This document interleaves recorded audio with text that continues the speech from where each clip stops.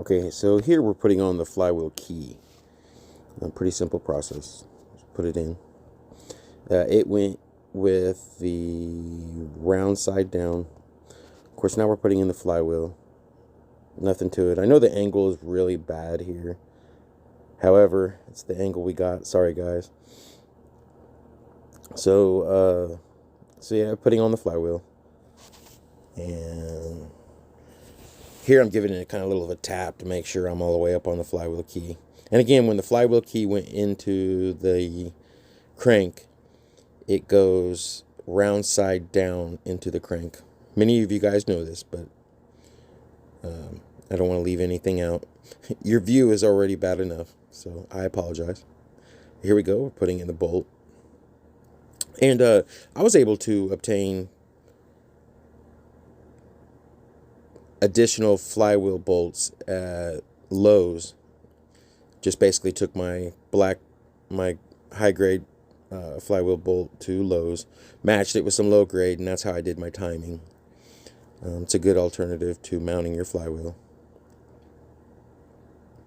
Basically right there, I'm rocking it back and forth because I know that you can shear off a little bit of the flywheel key to be able to advance your timing. So it was kind of concerning to me for it to sit on there correctly.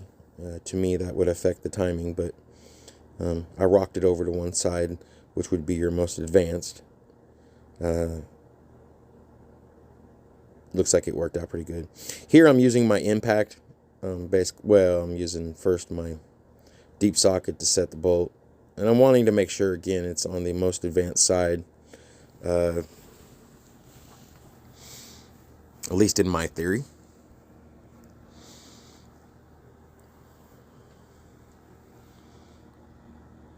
So in a moment I'm going to use my impact to go ahead and set the flywheel, tighten the bolt down. When you do this, you want to make sure that your socket is really, really good onto that bolt, guys. Meaning we don't want to strip this bolt. This is a really good flywheel bolt that comes with this kit. However, while working on my 288, you guys remember the Holzfarmer that came that had issues? I stripped my bolt. Yes, I did. So it can be done. So just make sure you're careful as you can if you're going to use an impact. It worked well for me. If you're used to using an impact while building these, you should have no issues at all, obviously. But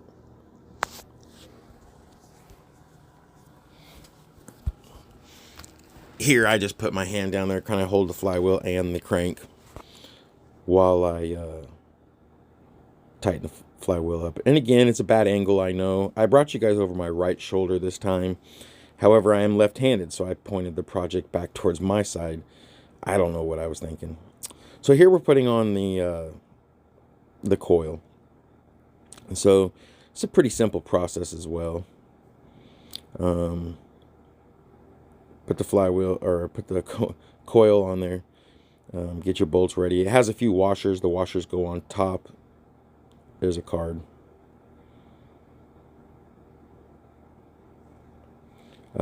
So pretty much any standard business card that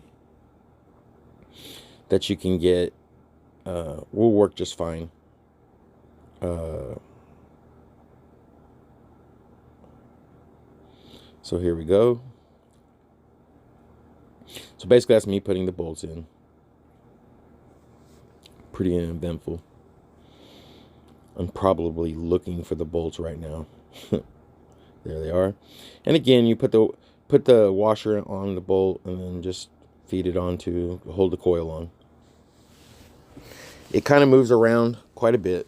The coil, well, the holes are enlarged. This gives you the ability to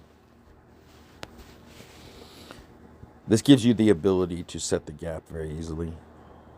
And you guys will see in a second, once I get my screws on in there, my bolts in there.